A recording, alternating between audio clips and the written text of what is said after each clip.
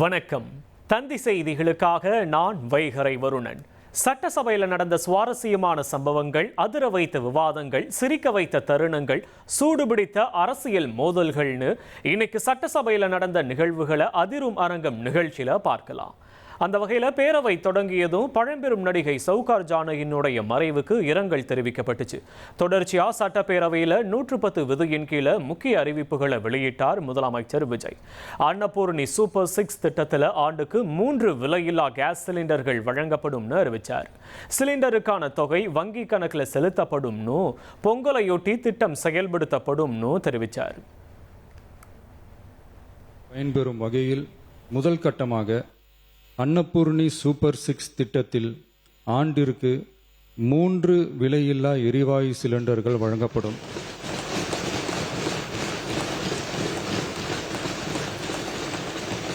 எரிவாயு சிலிண்டருக்கான விலை பயனாளிகளின் வங்கி கணக்கில் நேரடியாக வரவு வைக்கப்படும். வரும் பொங்கல் பண்டிகை ஜனவரி மாதம் முதல் செயலாக்கத்திற்கு கொண்டு வரப்படும்.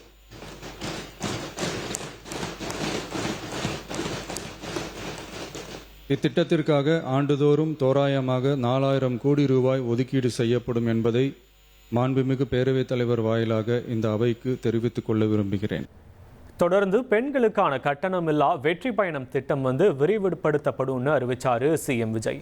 பெண்கள் மாநகர நகர பகுதிகளில் இயங்கக்கூடிய எக்ஸ்பிரஸ், எல்எல்எஸ், அப்புறம் டீலக்ஸ் பேருந்துகள், மாவட்டங்களிடையே செல்லக்கூடிய புறநகர் பேருந்துகளில் கட்டணம் இல்லாமல் பயணிக்கலாம் அப்படின்னும், காந்தி ஜெயந்தியான அக்டோபர் 2ஆம் தேதியிலிருந்து இந்த திட்டம் தொடங்குவதாகவும் தெரிவித்தார். முதல் கட்டமாக மாநகரம் நகரங்களில் சாதாரண பேருந்துகள் மட்டுமின்றி மாநகரம் நகர்பகுதிகளில் இயங்கும் எக்ஸ்பிரஸ், எல்எஸ்எஸ், டீலக்ஸ் அரசு பேருந்துகளிலும் மகளிர் கட்டணமில்லா பயணங்கள் மேற்கொள்ளலாம்.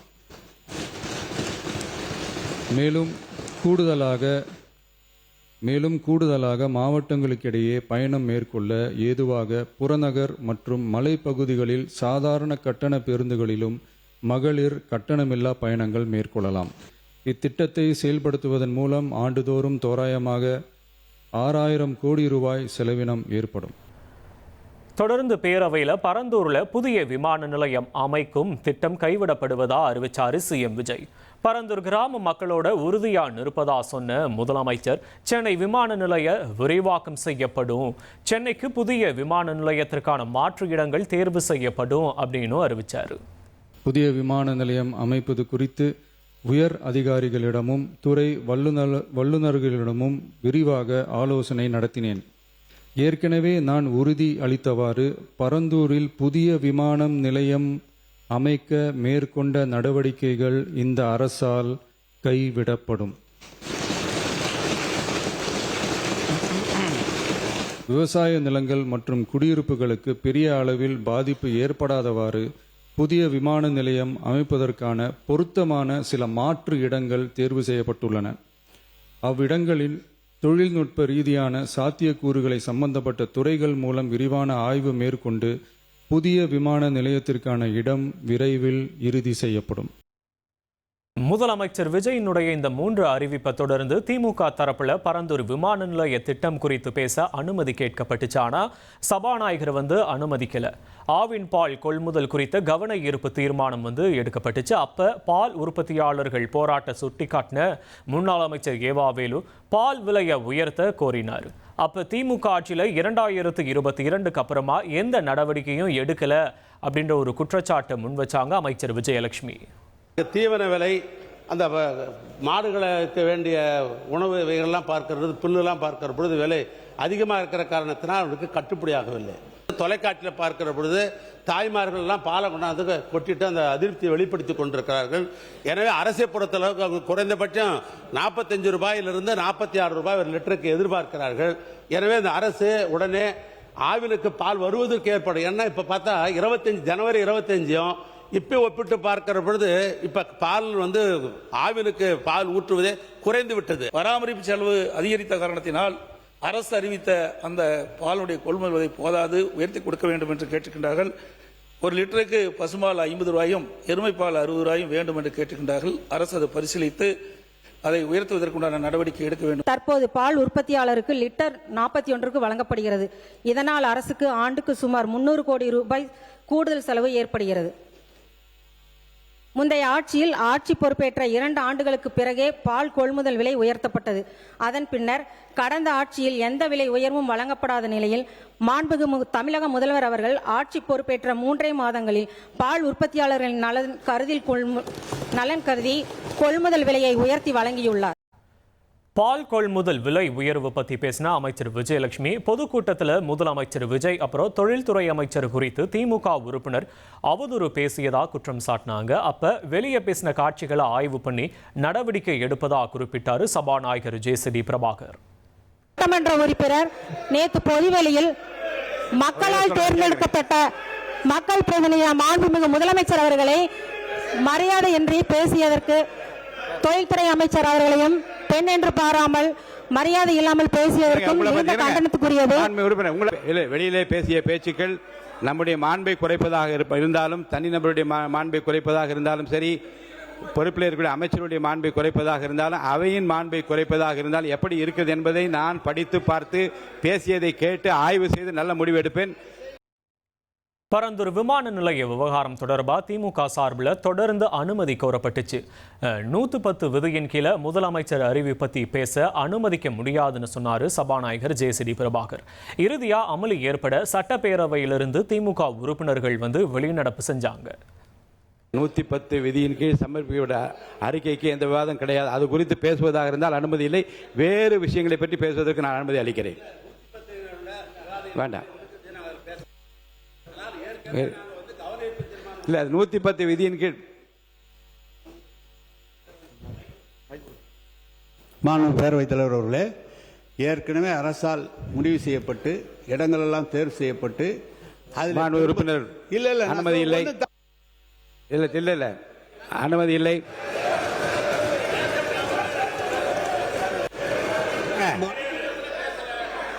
கடந்த வாரம் நீலகிரி மாவட்டத்தில் கூடலூர் பகுதியிலே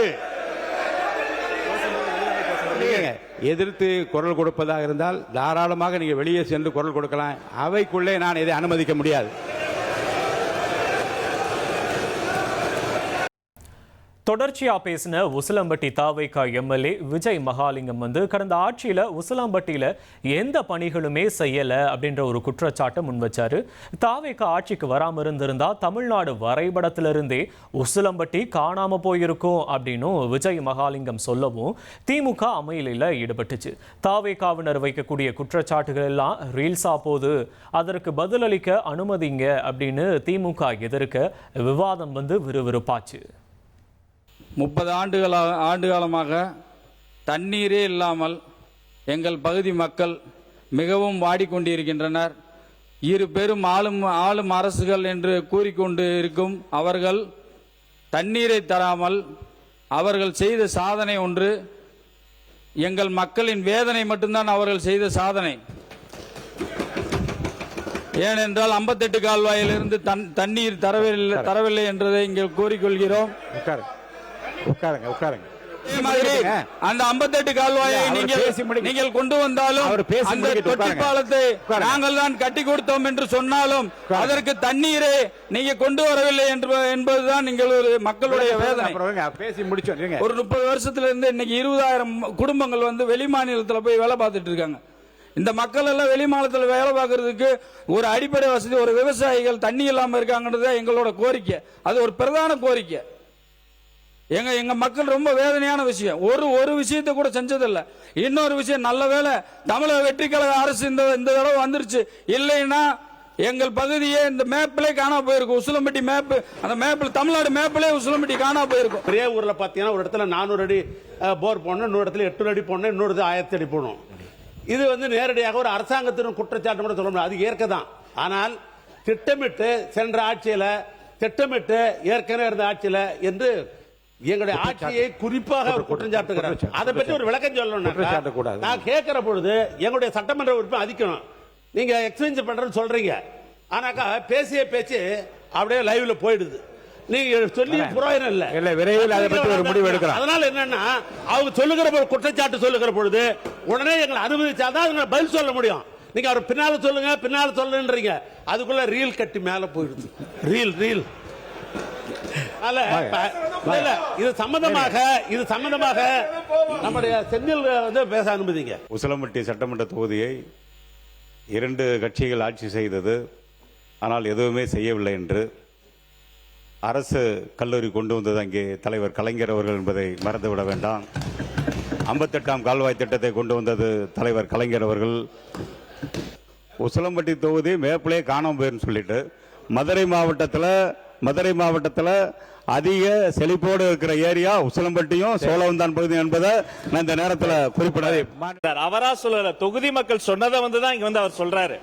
கேட்டுட்டு மூத்த உறுப்பினர்கள் அவர் ஒரு அரை மணி நேரம் அண்ணா அழகா கிரானாலஜிக்கல் ஆர்டர்ல எப்படி வந்து ஒரு நீர்வளங்கள் துறை, உள்ளாட்சி, பேரூராட்சி, நகராட்சி எல்லா நம்பர்லயும் மனப்பாடம் பண்ணி நம்ம புரட்சி கலைஞர் கேப்டன் மாதிரி கடகடன்னு அவ்வளவு நம்பர்ஸ் எல்லாம் மனப்பாடம் அழகா சொன்னார். அப்ப அவருடைய அனுபவத்தில் அதெல்லாம் சொல்றார். அப்ப இங்கே வரக்கூடிய அந்த புதிய உறுப்பினர் என்பவர் அவருடைய முதல் பேச்சை சொல்கிறவர், அது பேசி அவர் முடித்த பிறகு கூட அதற்கான பதில நம்ம சொல்ல முடியும். கருத்தால் எதிர்கொள்வோம். ஆனா ஒவ்வொரு முறையும் நான் பார்க்கிறேன், சில வார்த்தைகள் இங்க சொன்ன உடனே ஒவ்வாமையில ஒரு மொத்த பேரும் எழுந்து நின்றுகிட்டு உங்களுக்கு எதிராக பேசுவது என்பது ஏற்புடையதல்ல. பள்ளிக்கல்வித்துறை அமைச்சர் அவர்கள் மனப்பாடம் பண்ணாருன்னு மனப்பாடம் தளபதியும் கற்றுத்தந்த பாடம். எனவே மனப்பாடம் இல்ல, எனக்கே 5 வருஷம் அந்த துறையை எங்களுக்கு தெரியாதாது, எப்படி தெரியும்? ஏன்னா மனப்பாடம் அல்ல, எங்களுடைய தலைவர்கள் கற்றுத்தந்த பாடம். இவங்க பேப்பர்ல அறிவிச்சுட்டு அது தொகுதிக்கு நடைமுறைக்கு வந்துருமா? அந்த தொகுதியை பார்த்தா, அந்த மக்களை பார்த்தா, இன்னும் வந்து அவங்க சட்டம் ஒரு சட்டை போறது கூட 80% மக்கள் அவங்க நல்லா இல்ல. பேரவை தலைவர் அவர்களே, அவங்கள ரொம்ப பாதிக்கப்பட்டு இருக்காங்க. அவங்க சட்டை போடுறது கூட தீபாவளி பொங்கலுக்கு போட்டப்போ அந்த ஒரு சட்டையை 1 வருஷமா போட்டுட்டு இருக்காங்க. அந்த மாதிரி தான் இருக்காங்க, செல்வ செழிப்பா இருக்காங்கன்னு சொல்றாங்க. நான் அந்த மக்கள் குரலா தான் நான் அங்க இருப்பேன். இப்படியே தொடர்ந்து பேரவையில பேசும்போது சிஎம் விஜய் பத்தின கவிதையை வாசிச்சாங்க குடியாத்தம் தாவேகா எம்எல்ஏ சிந்து. சீரியல்ல மூழ்கின குடும்பங்களை சிந்திக்க வச்சவர் சிஎம் விஜய்னு பாராட்டின சிந்து, அரசு பள்ளிகள்ல மாணவர்களுக்கு ஆரோ குடிநீர் கொடுக்கணும் அப்படின்ற ஒரு கோரிக்கையும் முன் வச்சாங்க. தளபதி பல மாற்றங்களை சமூகத்தில் செய்துள்ளார். இது புகழ்ச்சி அல்ல, மாற்றங்கள். சீரியலில் மூழ்கி கிடந்த குடும்பங்களை சிந்திக்க வைக்க சட்டசபை பார்க்க வைத்த தலைமகனே, கொஞ்சம் மழலையின் முகத்தில் புன்னகையாக பரிணமித்த செல்வனே, வேட்டி துண்டு அரசியலை வெள்ளை காக்கி உடையாக்கி மாற்றிய புதிய தலைவனே, அண்ணல் உடையின் அரசியலை அவையில் அணிந்து காட்டியவனே, பெண்களை கொள்கையில் முன்னிறுத்தி ஆணும் பெண்ணும் சமம் என பெரியார் கனவு நாயகனே, புரட்சி தலைவரின் புகழ் போலே புதிதாய் தோன்றிய புதல்வனே, துருவ அரசியலில் துளையிட்டு தூய்மை அரசியல் படைத்தவனே. சிலர் பதவிக்காக வாழ்கிறார்கள், சிலர் பெயருக்காக வாழ்கிறார்கள், ஆனால் சிறல்தான் வரலாறாக ஆகிறார். அப்படிப்பட்ட தளபதி எங்களோட தளபதி. டிஆர்பி இதில் எல்லாத்துலயும் நானும் பாஸ் பண்ணியிருக்கேன், எங்களுக்கும் ஆனா போஸ்டிங் வரல. I am standing here on behalf of all the teachers of Tamil Nadu. நியமன தேர்வு இல்லாமல் தகுதி தேர்வின் அடிப்படையிலும் சீனியாரிட்டி அடிப்படையிலும் ஆசிரியர்களுக்கு பணி நியமனம் வழங்குமாறு கேட்டுக்கொள்கிறேன். ஸ்கூல்ஸ்ல வந்து பாத்தீங்கன்னா ஸ்வீப்பர்ஸே இல்ல, குழந்தைகள் தான் பெருக்கிறாங்க. அதனால இந்த ஸ்வீப்பர்ஸ் போஸ்டிங்கை வந்து போடணும்னு மிகவும் பணிவன்புடன் கேட்டுக்கொள்கிறேன். எல்லா ஸ்கூல்லையும் காம்பவுண்ட் சுவர் எழுப்பும்படியும் ஆர்ஓ வாட்டர் வசதி செய்து கொடுக்கும்படி மிகவும் பணிவுடன் கேட்டுக்கொள்கிறேன். மீண்டும் காமராஜர் ஆட்சியே வந்தது போல் இருக்கிறது, மகிழ்ச்சியாக உள்ளது. எனக்கு பேச வாய்ப்பளித்த பேரவை தலைவர் அவர்களுக்கும் முதலமைச்சர் அவர்களுக்கும் நன்றி கூறி, அமுதே தமிழே அழகிய மொழியே எனதுயிரே, வணக்கம்.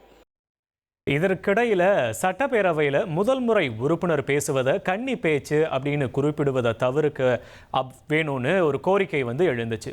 கன்னி பேச்சு அப்படின்னு சொல்ல வேண்டாம்னு பாமக சௌமியா அன்புமணி, சிபிஎம் லதா ஆகியோர் வலியுறுத்த முதல் உரையை அறிமுக பேச்சுன்னு குறிப்பிடலாம் அப்படின்னு அமைச்சர் ராஜ்மோகன் சபாநாயகருக்கு ஒரு கோரிக்கையை விடுத்தார். மதிப்பிற்குரிய சட்டமன்ற உறுப்பினர் என்னுடைய அருமை தம்பி அவருடைய கன்னி பேச்சை பேசுகிறார். பொதுவாக ஒவ்வொருத்தரும் ஒரு விதமாக தான் பேசுவாங்க, உங்களுக்கு தெரியாதது ஒன்றும் கிடையாது. சௌமியா அன்புமணி அவர்களுடைய கிளாரிபிகேஷன். மாண்புமிகு பேரவைத் தலைவர் அவர்களே, கன்னி பேச்சு என்ற வார்த்தைக்கு பதில் அறிமுக உரை இல்ல முதல் உரை என்ற வார்த்தையை பிரயோகப்படுத்தினால் நன்றாக இருக்கும் என்று வேண்டி கேட்டுக்கொள்கிறேன். அமைச்சர் பெருமக்கள், என்ன சொல்றாங்கன்னா கன்னி பேச்சு அப்படின்றாங்க. அதை வந்து அது வந்து ஒரு ஆணாதிக்கத்தினுடைய சிந்தனையை வந்து வெளிப்படுத்தக்கூடிய ஒரு விதமாக இருக்குது அப்படிங்கறத நான் பதிவு பண்றேன். அந்த கன்னி பேச்சுன்றத வந்து அவை குறிப்பில இருந்து வந்து நீக்கணும் அப்படிங்கறதையும் நான் கேட்கிறேன். என்ன பண்ணலாம் என்பதை பற்றி இப்ப பள்ளிக்கல்வித்துறை அமைச்சர் அதை பற்றி முன்னாள் சட்டமன்ற உறுப்பினர் மதிப்புக்குரிய சகோதரி வானதி அம்மா இதே போல ஒரு விஷயத்தை சுட்டி காமிச்சாங்க, எல்லாருக்கும் நினைவு இருக்கும். அப்போது அன்று இருந்த பேரவைத் தலைவர் கூட அதை வந்து கன்சிடர் பண்றதா சொன்னாங்க. இது வந்து ஒரு நல்ல ஆலோசனை தான் சௌமியா அம்மா சொன்னது. அது கன்னி பேச்சுன்னு சொல்லுகிற பொழுது பெண்ணுக்கு பல பருவங்கள் உண்டு, பேதை வடந்தைன்னு பல பருவங்கள் உண்டு. இது ஒரு மரபாக இருந்தது. இதை போன்ற விஷயங்களுக்கு பெண்களுக்கு பெண்ணிய சுதந்திரத்துக்கு குரல் கொடுக்கக்கூடிய வெற்றி தலைவரினுடைய ஆட்சியில் அதை நீங்க கன்சிடர் செய்து அறிமுக உரையினை சொல்வதற்கான ஏற்பாடு செய்யப்படி வழிமுடிகிறேன். தொடர்ச்சியா திமுக ஆட்சியில எதிர்க்கட்சிகள் பேச வாய்ப்பு மறுக்கப்பட்டதா குற்றம் சாட்டினாரு முன்னாள் அமைச்சர் எஸ்பி வேலுமணி. அதற்கு எதிர்ப்பு தெரிவித்து திமுக ஆட்சியில எவ்வளவு நேரம் பேசுனீங்க அப்படின்னு கேள்வியை எழுப்பினாங்க KN நேரு. தொடர்ச்சியா எஸ்பி வேலுமணி கருத்துக்கு ஆதரவா அமைச்சர் செங்கோட்டையனும் பேச அவையில விவாதம் நீள இது குறித்து பேச வேண்டாம்னு சொன்னாரு சபாநாயகர் JCD பிரபாகர். மாண்பு உறுப்பினர் எஸ்பி வேலுமணி அவர்கள் இனியே பேசலாமா? ஏன்னா கடந்த திமுக ஆட்சியில் இவ்வளவு பெருந்தன்மையா ஸ்பீக்கர் இருந்ததே இல்லை. நாங்க எதிர்கட்சியில் கேட்கும் போதெல்லாம் ரொம்ப பெருந்தன்மையா இருக்கிறீங்க, திரும்பவே மாட்டாங்க எங்க பக்கம். அவர் கொறடாவாக இருந்தவர். அவர் மட்டும் பேசுறது மட்டும் இல்ல, அவர் சொல்லி 100 பேரும் பேச வைக்கிறவர். அவர் சொல்றாரு திமுக ஆட்சியில் பேச விடல அப்படின்னா அது என்ன நியாயம்? அது என்ன உண்மை? நீங்க எவ்வளவு தடவை எந்திரிச்சு பேசுறீங்க? யார் பேரு எவ்வளவு பேருக்கு வாங்கினீங்க? இப்ப சொல்றாருல யாராவது எந்திரிச்சு உறுப்பினர் கொஞ்சம் விடுங்க கொஞ்சம் விடுங்கன்னு சொல்றீங்க, கூடாதுன்னு சொன்னீங்கல்ல. இப்ப நீங்க சொன்னீங்க அவர் ஒரு நாள் அது சொல்லாம இருந்ததே இல்லை. கொஞ்சம் விடுங்க கொஞ்சம் விடுங்கன்னு சொல்லிட்டே தான் இருப்பார். அவர் சொல்ற அவ்வளவு வந்து எங்களை சொல்லக்கூடாது இல்ல. உட்காருங்க. அவை முன்னவர் உட்காருங்க. அவை முன்னவர் பேசும்போது உட்காருங்க. பேரவைத் தலைவர் அவர்களை முன்னாள் அமைச்சர் அவர்கள் சொல்லுகிற போது சொன்னார்கள், நாங்கள் எதிர்க்கட்சியில் அமர்ந்து கொண்டிருக்கிற போது நீங்கள் எப்படி நடத்தினீர் என்பது நாடே அறியும். பேரவைத் தலைவர் அவர்கள் எப்படி கட்டளையிடுவார்? பேரவைத் தலைவர் உட்கார் அப்படின்றவர் தப்புன்னு. பேரவைத் தலைவர் அவர்களே, அண்ணா நேரு பேசினாரு, மனசாட்சியோட பேசணும். உங்களை மாதிரி இத்தனை வாய்ப்புகள் இடையில அவர் கொடுத்தாரான்னு சொல்றேன். நான் வந்து அப்ப வந்து எதிர்கட்சி கொறடாவா இருந்த நிறைய பேருக்கு வாய்ப்பு கேட்கறது கடமை கேட்டோம். ஆனால் பாத்தீங்கன்னா அவர் இப்படி திரும்ப கூட மாட்டார், இப்படியே நேராக இருப்பார். எதிர்கட்சி பக்கம் திரும்ப நிறைய பக்கம் டைம்ல சில டைம்ல கொடுத்திருக்கலாம். இதெல்லாம் நடந்ததா? இவ்வளவு வாய்ப்பு கொடுத்தாருன்னா நேரம் சொல்லணும். இப்ப இருக்க சமாளிக்க கொடுத்தாரா? அதெல்லாம் கிடையாது. பேரவையில பள்ளி கல்வித்துறை உயர்கல்வித்துறை மானிய கோரிக்கை விவாதமும் விறுவிறுப்பா போச்சு.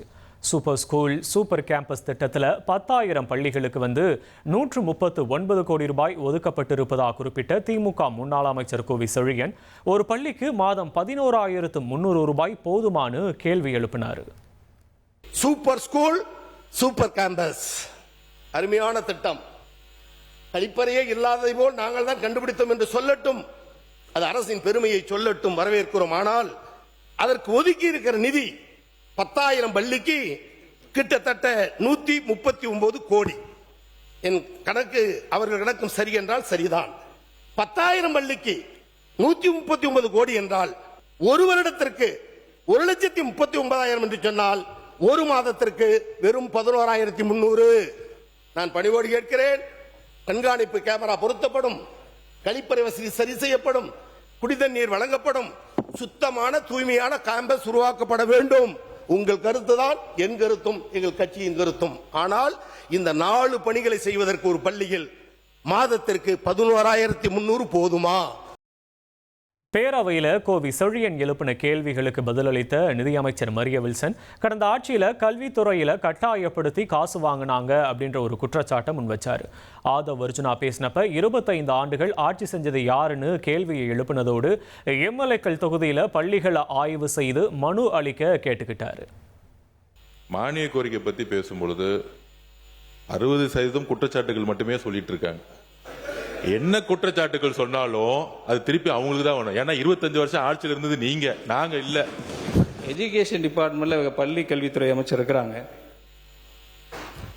அவங்கள்ட்ட அந்த ரிவ்யூ மீட்டிங்ல கூட நிறைய டிஸ்கஷன் போயிட்டு இருந்துச்சு. நிறைய இப்போ முறைகேடுகள்லாம் சொல்லிட்டு இருந்தாங்க. நிறைய பேர் மேலே வழக்கெல்லாம் போட்டிருந்தாங்க. சில இடத்துல பார்த்தீங்கன்னா கட்டாயப்படுத்தி தான் காசு வாங்கியிருக்கிறாங்க. அதில் ஒரு மிகப்பெரிய ஒரு பாதிக்கப்பட்ட ஆள் நான். கட்டாயப்படுத்தி இது வந்து நிறைய இடத்துல வந்து நான் பதிவு பண்ண விரும்புகிறேன். அதுக்கு முழுக்க காரணம் என்னன்னு கேட்டீங்கன்னா, இங்கே சாட்சின்னு கேட்குறாங்க, எவிடன்ஸ் கேட்குறாங்க. அது டாக்குமெண்ட் எவிடன்ஸ் வந்துட்டு போகுது. இங்கே நானே ஒரு எவிடன்ஸ் தான், நானே ஒரு சாட்சி தான். அந்த நிர்வாகம் சரியா நடக்குதா, அந்த வேலை சரியா நடக்க வேண்டிய பொறுப்பு எம்எல்ஏக்கள் அனைவருக்கும் இருக்கு. தன்னுடைய ஒவ்வொரு ஊர்லயும் தன்னுடைய ஒவ்வொரு தொகுதியிலையும் சரியான ஸ்கூல் இருக்கா, சரியான காலேஜ் இருக்கா, சரியான மருத்துவமனையா இருக்கான்னு சொல்லக்கூடிய அதிகாரம் எம்எல்ஏ அவர்களுக்கு இருக்கு. அதை பொதுப்பணித்துறை உங்களுடைய அதிகாரத்தை பயன்படுத்த நினைக்கணும். கூடி சீக்கிரம் நீங்க சூப்பர்வைசிங் பண்ணி எங்களுக்கு நீங்களே மனுவை கொடுங்க, இந்தந்த ஸ்கூல் சரியில்லை, 119 கோடி பத்தாது அப்படின்னு. நான் காலையில அதுக்கு தான் முதல்ல சொன்னேன். இப்பதான் வந்து அனைத்து தரவுகளும் சேகரிக்கப்பட்டு இருக்கு. அது டேஷ்போர்ட்ல கொண்டு வந்துட்டு இருக்கோம். கிட்டத்தட்ட 6000 ஸ்கூல் இருக்கு. அதுக்கு கீழே நிறைய ஆரம்ப பள்ளிகள் நிறைய இருக்கு. இது எல்லாத்தையும் டேஷ்போர்ட்ல கொண்டு வர டேட்டா இது வரைக்கும் இல்லை. கோவிசழியன் பேசினப்ப கோவையில் 1971 தேர்தலில் பொது தொகுதியில் பட்டியலினத்தைச் சேர்ந்த சிட்டி தண்டபாணியை வெற்றி பெற செய்த இயக்கம் திமுகன்னு சொன்னார். இதற்கு உயர்கல்வித்துறை அமைச்சர் விஸ்வநாதன் பேசுறப்ப பதிலளிக்க, அதற்கு கோவிசழியன் வந்து திமுக தொண்டனளித்த வாக்காளதா மேலூர்ல விஸ்வநாதன் வெற்றி பெற்றாருன்னு சொல்ல விவாதம் வந்து அப்படியே திசை திரும்பிச்சு. காங்கிரஸ் விசிக இல்லைனா திமுக 10 தொகுதிகளில் கூட ஜெயிச்சிருக்காதுன்னு ஆதவர்ஜுனா சொல்ல, அதற்கு KN நேரு பதிலடி கொடுக்க விவாதம் அனல் பறந்துச்சு.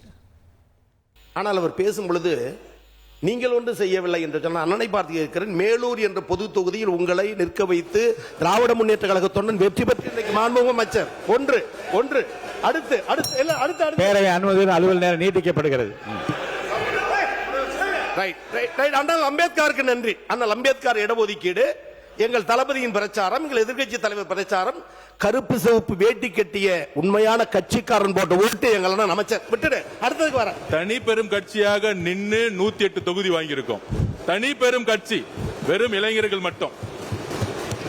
23 கட்சி கூட்டணி இல்லன்னு நினைச்சுக்கோங்க. திமுக 10 தொகுதி ஜெயிச்சிருக்க மாட்டாங்க. காங்கிரஸ் இல்லன்னா, விசிக இல்லன்னா, கம்யூனிஸ்ட் இல்லன்னா, ஐஎம்எல் இல்லன்னா, சென்னையிலே சொல்றேன், சென்னையிலே இஸ்லாமியர்கள் ஏன் ஓட்டு போட்டாங்க தெரியுமா?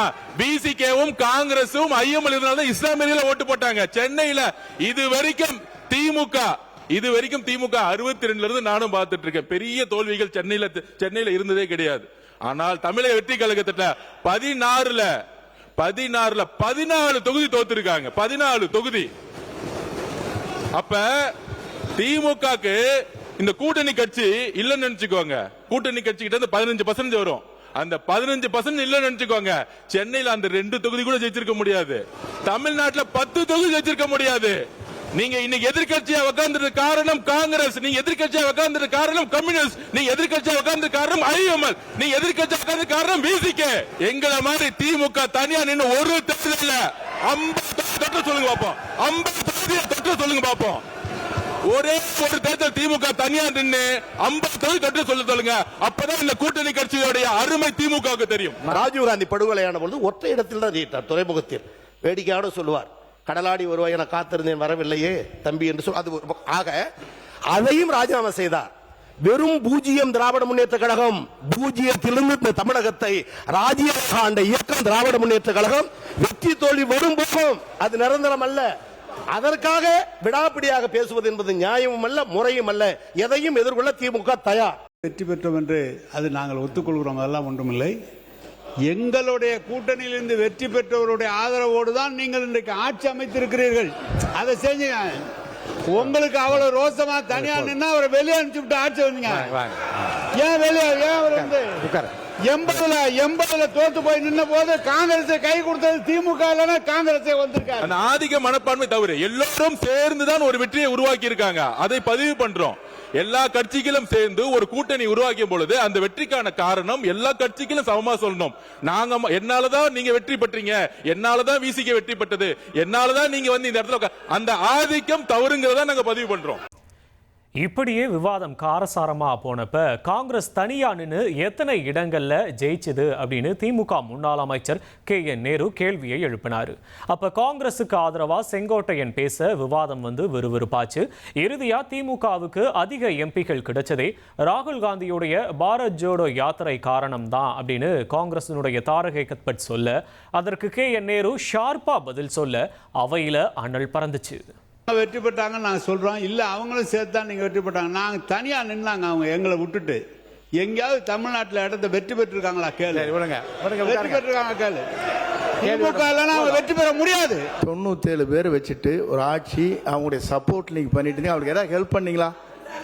2006 அந்த கட்சி உங்களோட இருந்து இணைந்து அவர் சப்போர்ட் செய்தார்களே, அவர்களுக்காக அமைச்சரவை இடம் பெற்றிருக்கிறது இன்றைக்கு கொடுக்கப்பட்டிருக்கிற அதை நீங்க கொடுத்தீங்களா? முதல்ல என்ன சப்போர்ட் பண்ணலான்னு, என்ன ஹெல்ப் பண்ணீங்களான்னு மத்தியில முதல் பிரதமர்னு சொன்னது திமுக சொன்னார். மத்திய அரசு அமைப்பதற்கு ஆதரவாக இருந்தது திமுக.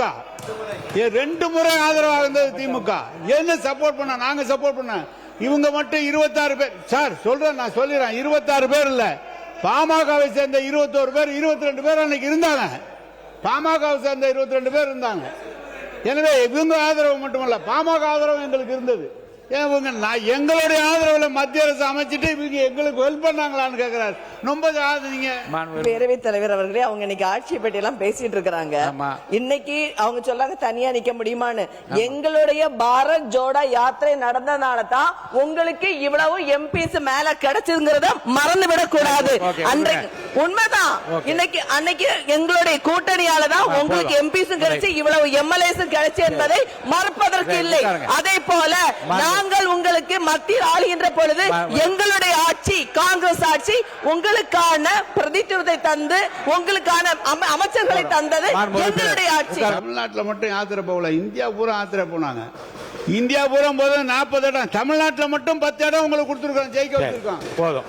நீங்க ஒண்ணு சொல்லுங்க, போதும். தமிழ்நாட்டில் மட்டும் நீங்க பெற்றது கூட ஊரு பூரா 2 இடம் பெற்ற கூட 10 இடம் கொடுத்தது காங்கிரஸுக்கு. நாங்க அதை பார்த்து